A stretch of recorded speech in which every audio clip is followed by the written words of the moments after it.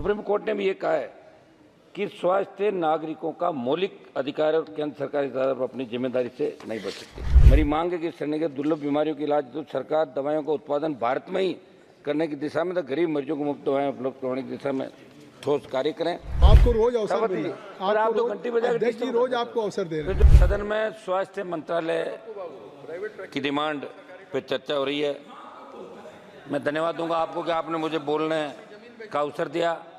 आज बहुत बड़ी आवश्यकता है कि अंतिम छोर पर बैठे व्यक्ति को भी समुचित इलाज मिले। सुप्रीम कोर्ट ने कहा था कि सरकारी अस्पतालों निजी अस्पतालों में इलाज की दरों में असमानता को लेकर गहरी चिंता व्यक्त करके सुप्रीम कोर्ट ने 14 वर्ष पुराने क्लिनिकल स्थापना नियम को सही से लागू नहीं करने के मामले में आपकी सरकार को फटकार भी लगाई थी। मेरी आपसे मांग है कि महानगरों, शहरों में, कस्बों में इलाज के लिए एक मानक दर तय करना है तो आप आवश्यक कदम उठाएं। सुप्रीम कोर्ट ने भी ये कहा है कि स्वास्थ्य नागरिकों का मौलिक अधिकार और केंद्र सरकार इस आधार पर अपनी जिम्मेदारी से नहीं बच सकती।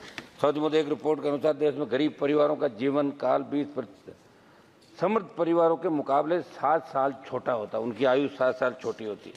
सऊदी मोदी दुर्लभ बीमारियों और महंगे इलाज, इस सदन के अंदर बहुत सी चर्चा हुई। स्वास्थ्य को लेकर विपक्ष विपक्ष सब लोगों ने अपनी पीड़ा व्यक्त की।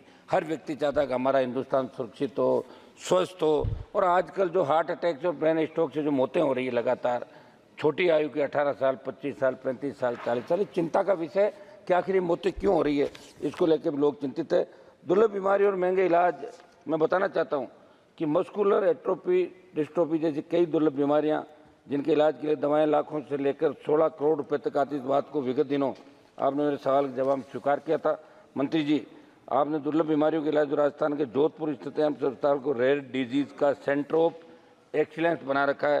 5 करोड़ रुपए अनुदान के भी दिए, लेकिन वहाँ जेनेटिक इन्वेस्टिगेशन, एक्सोम सीक्वेंसिंग जैसी जांचों की सुविधा ही नहीं है। ऐसे में केवल काउंसलिंग और परामर्श के सारे दुर्लभ बीमारियों का इलाज संभव नहीं है। मेरी मांग है कि श्रेणी के दुर्लभ बीमारियों के इलाज तो सरकार दवाइयों का उत्पादन भारत में ही करने की दिशा में, तो गरीब मरीजों को मुफ्त दवाएं उपलब्ध कराने की दिशा में ठोस कार्य करें।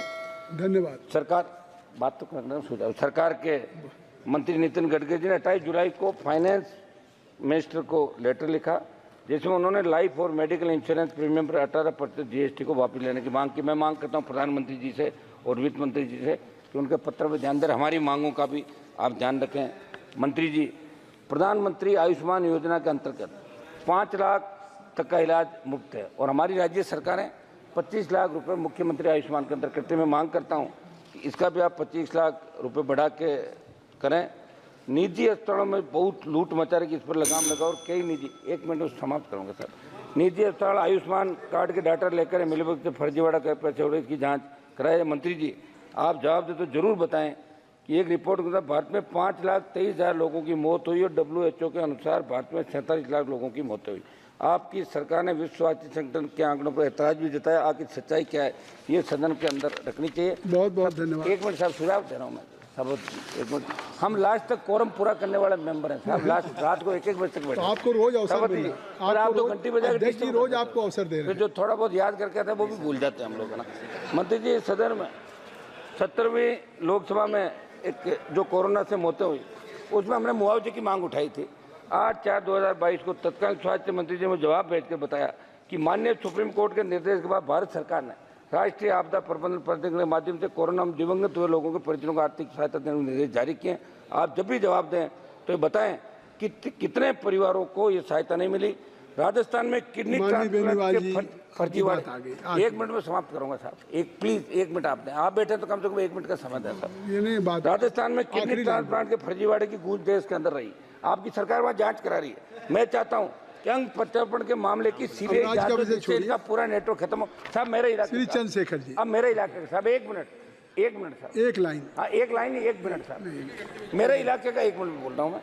प्रधानमंत्री राष्ट्रीय सहायता कोष से हम किसी गरीब के इलाज के लिए आर्थिक सहायता की सिफारिश सांसद हम करते हैं, पैसा आता भी है। हम चाहते हैं कि ये जो कागज प्राप्त होते हैं 7 दिवस में मरीज को इलाज संबंधित राशि मिल जाए, तो उस राशि का ज्यादा फायदा श्री चंद्रशेखर जी।